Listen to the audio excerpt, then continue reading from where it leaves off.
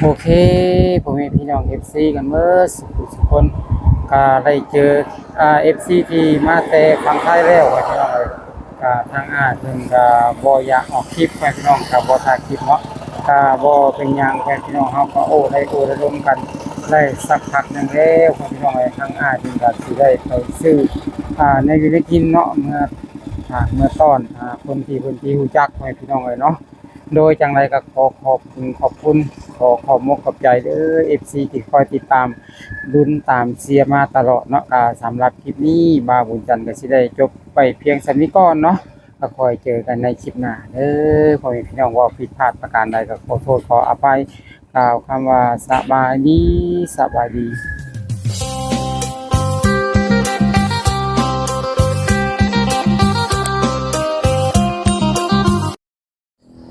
ครับสบายดีและสวัสดีเด้อ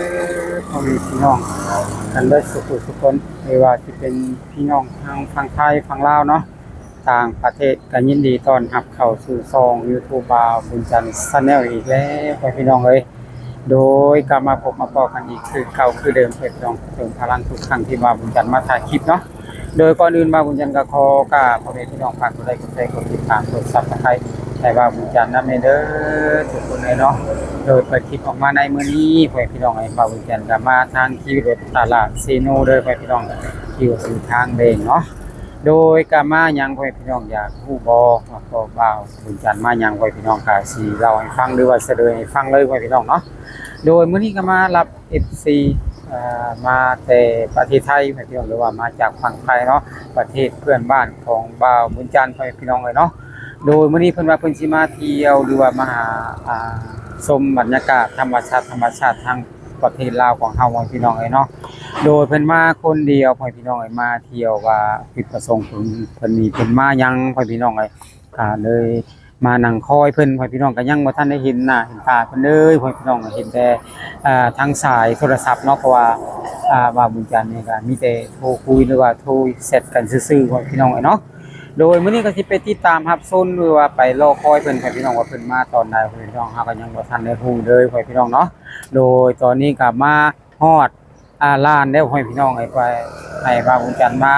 เราอยู่ตลาดซิโนหรือว่าตลาดทางเบงพี่น้องตอนนี้บาบุญจันทร์ก็มาฮอดเกิดถึงได้เป็นที่เรียบร้อยพี่น้องคอยอยู่เนาะโดยจังใดก็อย่าลืมติดตามเด้อพี่น้องทาง FC ผู้นี้เนาะ ว่าเพิ่นมาจุดประสงค์ของเพิ่นน่ะมาหยังเนาะพ่อพี่น้องหรือว่ามาหาผู้สาวบ่หรือว่ามาเที่ยวดินซื่อๆบ่จังใดพ่อพี่น้องติดตามรับชมแน่เด้อพ่อพี่น้องโดยโอเคพ่อพี่น้องมาบุญจันทร์ก็ได้มารอคอยนานพอสมควรเด้อพ่อพี่น้องทาง FC ของเฮานี่ก็ยังมาบ่ฮอดพ่อพี่น้องเนาะโดยถ้ามาฮอดแล้วเนาะเพิ่นสิ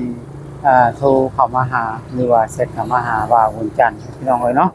โดยบ่ฮู้ว่าเป็นรถคัน อะไรให้พี่น้องเพิ่นบอกว่ารถสีขาวๆทะเบียน25แล้วก็27ให้พี่น้องเนาะโดยตอนนี้บ่าวแก่นก็รอคอยเพิ่นอยู่ให้พี่น้องเพิ่นว่าเพิ่นมาหาผู้สาวบ่หรือว่ามาหาเที่ยวธรรมชาติเพิ่นเนาะพี่น้องเนาะโดยอย่างไรก็อย่าลืมติดตามอย่าลืมกดไลค์กดแชร์ให้บ่าวบุญจันทร์เด้อทุกคนในถ้าเห็นคลิปนี้แล้วเนาะเพราะว่าบุญจันทร์นี่ก็ตั้งใจที่จะมาคอย FC ให้พี่น้องมาจากฝั่งไทยเนาะโดยทางอ้ายเพิ่นก็รู้ว่าเพิ่นมาเที่ยวจังใดเพิ่นพี่น้องเพิ่นว่าเพิ่นอยากมากินข้าวป่าว่าซั่นให้พี่น้องเนาะแต่พี่น้องรถรถไปรถมาให้พี่น้องดูได้เนาะก็เป็นรถสีขาวนี่ก็คอยจนเงินคอบ่แล้วพี่น้องรถสีขาวคันนี้บ่ว่าสิแม่นบ่พี่น้องเนาะโดยบอกว่ารถกระบะคันสีขาวพี่น้องว่าบุญจันทร์ก็คอยแงนไว้พี่น้องจังใดก็จังใดไว้พี่น้องเพราะว่านัดหมายกันแล้วเนาะเพิ่นก็ต้องมาไว้พี่น้องหลังจากที่ว่าเฮาคุยเฮาล้มกันนี่ว่าบุญจันทร์ก็บ่เคยจะผิดหวังไว้พี่น้องมาทุกคนเนาะคนที่จะมาหานี่ก็มาทุกครั้งอะไรไว้พี่น้องเนาะโดยจังใดก็เป็นกำลังใจให้ว่าบุญจันทร์เด้อไว้พี่น้องเนาะมื้อนี้ก็สิเอามาหาเนาะไว้พี่น้องเนาะเพิ่นอยากมาเที่ยวมาลิ้นมาเที่ยวพี่น้องก็คอยสอบถามดูว่าสัมภาษณ์เพิ่นนั่นแหละพี่น้องอยากจะฮู้ว่าเพิ่นมาจังไดกันเนาะโดยอย่าลืมกดไลค์กดแชร์กดติดตามให้ทางบ่าวบุญจันทร์และก็ FC บ่าวบุญจันทร์นำเด้อทุกคนเลยเนาะจังได ไดก็เป็นกำลังใจให้แน่พ่อพี่น้องตอนนี้ก็อยู่คิวรถตลาดซีโนพ่อพี่น้องหรือว่าทางหน้าธนาคารเนาะพ่อพี่น้องหรือว่าหน้าห้างขายรถพ่อพี่น้องเนาะโดยถ้าพ่อแม่พี่น้องท่านใดอยู่ประเทศนอกหรือว่าบ่ได้มาบ้านพี่น้องอยากจะเห็นตลาดซีโนหรือว่าอยากจะเห็นขี่รถซีโนพ่อพี่น้องก็อยู่ในคลิปในวาวส่องมาบุญจันทร์ชาแนลได้พี่น้องเพราะว่าบุญจันทร์นี่ก็ถ่ายทำให้เบิ่งเบิดเลยพ่อพี่น้องเนาะเพิ่นเสร็จเข้ามาหาบ่าวบุญจันทร์เด้พ่อพี่น้องเลยเนาะเพิ่นบอกว่าหากะฮอดบ้านดงบังพ่อพี่น้องเอ้ยบ่นานเกินรอก็สิได้เจอหน้าเจอตากันพ่อพี่น้องเอ้ยเนาะกับ FC เนาะโดย FC คนนี้ก็ยังบ่เคยเห็นหน้าเห็นตากันจ้าเทื่อพ่อพี่น้องได้ยินแต่เสียงพ่อพี่น้องก็มีแต่เสร็จ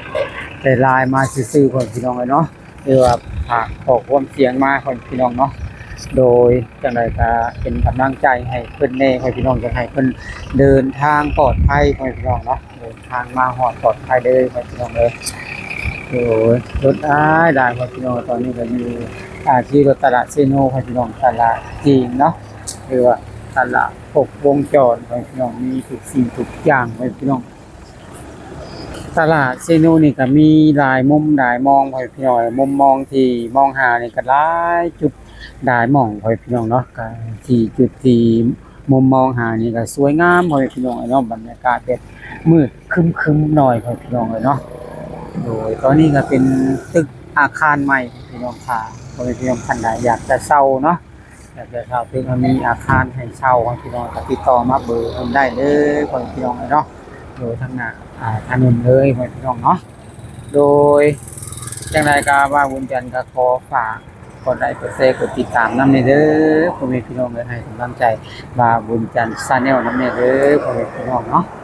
โดยยังบ่เห็น FC มาอยู่พ่อพี่น้องตอนนี้เพิ่นเสร็จเข้ามาสักพักหนึงว่าฮอดบ้านดงบางพ่อพี่น้องตอนนี้กำลังจะกายอยู่เด้อพ่อพี่น้องเนาะจังใดก็จังใดพ่อพี่น้องรอเจอหน้าเจอตาหรือว่าเจอตัวเพิ่นเป็นจริงๆพ่อพี่น้องว่าเพิ่นมาฮอดจริงหรือบ่พ่อพี่น้องเนาะโดยถ้ารอติดตามรับชมกันเด้อพ่อพี่น้องตอนนี้ก็ว่าบุญจันทร์ครับสิได้พักผ่อนก่อนพ่อพี่น้องเรือรอถ่าเพิ่นมาเนาะพ่อพี่น้องเนาะรอจนคอแงะแล้วพ่อพี่น้องโดย